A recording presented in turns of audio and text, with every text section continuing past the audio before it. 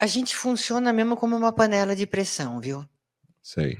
A panela de pressão, ela segura lá dentro, a gente segura todas as emoções ruins que a gente tem. Quando eu falo emoção ruim, eu falo também medo, depressão, tristeza, não falo só raiva, ódio, ira, eu falo os enganos, eu falo medo de ver os erros, muito, muito frequente, o medo de ver os erros. Então a conscientização dos erros, né, isso é uma coisa que foi eliminada, isso é saudável. Então Insegurança também, né, que as pessoas têm. insegurança, insegurança, medo de perder o emprego, medo de não conseguir sustentar a si mesmo e a família, medo de ser penalizado ou ir preso, por exemplo, tem muita É. gente hoje que tem medo de ir O governo preso. hoje, né, hoje tem, né, eu mesmo continuo censurado, né, então a gente fica muito Então, tenso nessa tensão, "E agora, como que eu faço?", e a né, porque o isso, governo, né, domina o nosso comportamento. exatamente.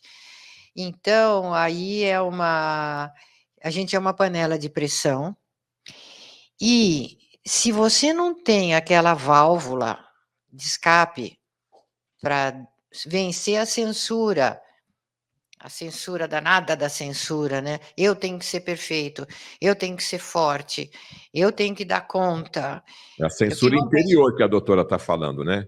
exato, Sou eu comigo mesmo, né, exato, o meu duelo interno, né. exato. Esse é o pior de todos, Betete. Sim.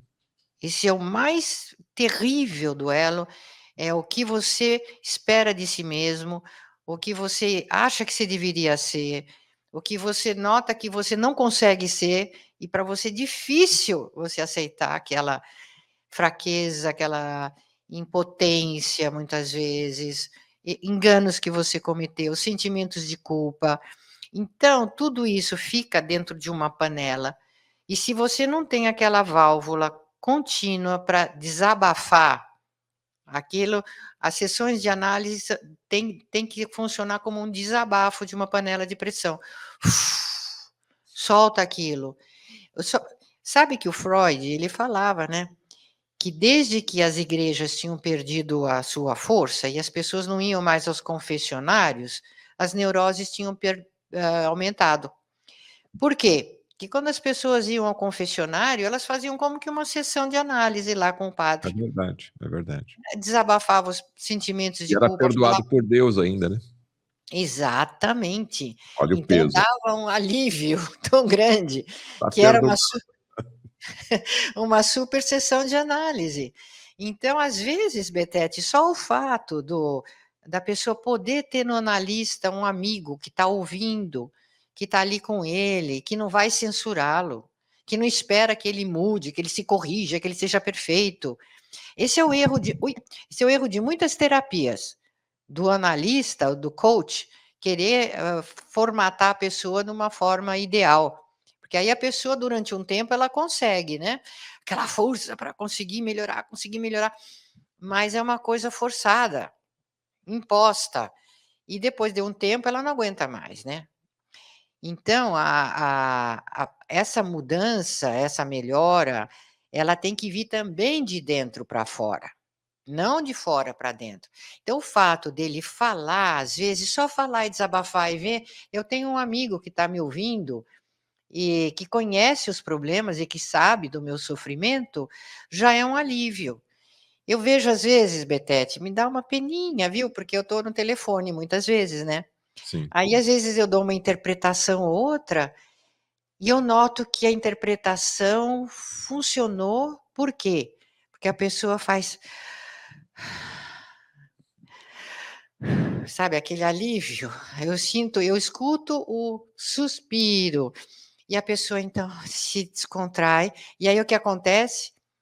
Os hormônios vão se normalizando, aquela contração neurológica, muscular, e etcétera, alivia, a pressão desce, com certeza, é um controle de pressão arterial.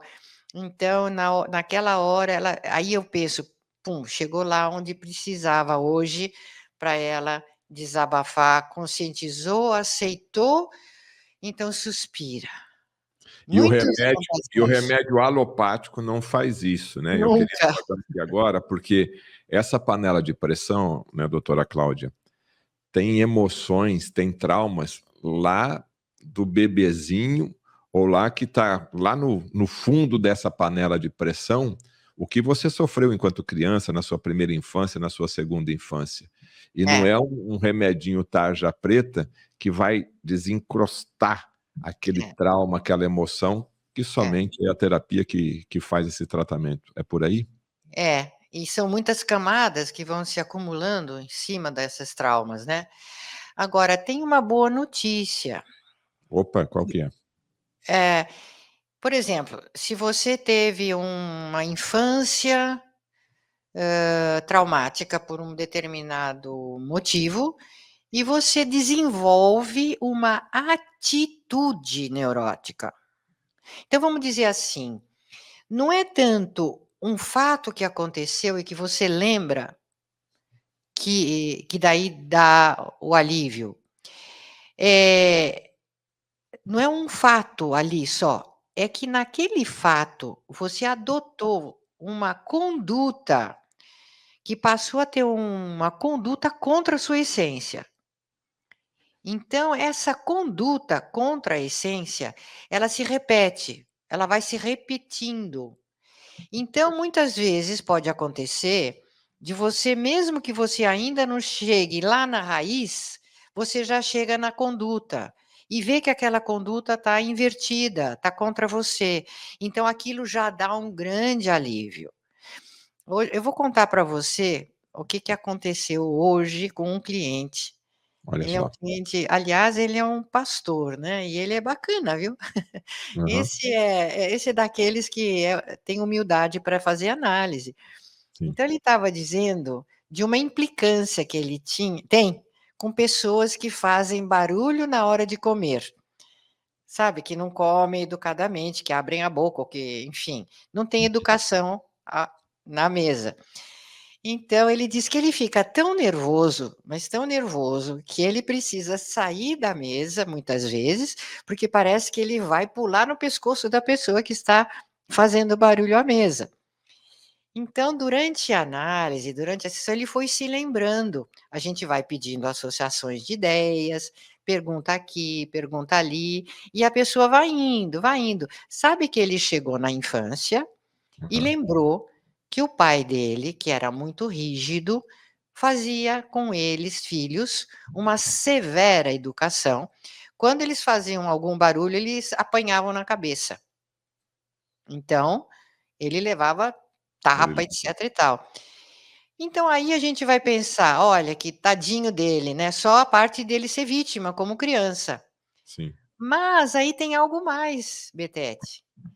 O quê? Ele via na atitude do pai, que o pai era muito poderoso, que aquela atitude do pai de bater, de ordem, isso, aquilo, ele controlava todo mundo. Então, o que que ele passou a imitar? Ele passou a imitar a atitude do pai, porque nessa atitude, ele se sente poderoso com os outros, controlar o ambiente, controlar todo mundo. E ele percebeu isso, e ele disse deu aquele alívio e disse: "Ah, agora eu cheguei". Isso não quer dizer que amanhã o problema já esteja automaticamente resolvido, né, mas pode acontecer de haver uma enorme melhora já. Porque ele está imitando a conduta neurótica do pai, que ele achou que: "Ó, meu pai sendo assim, ele tem mais poder que minha mãe, ou mais poder do que as crianças, ele tinha vantagem em ser poderoso assim". Essa é a pegadinha, viu, da história.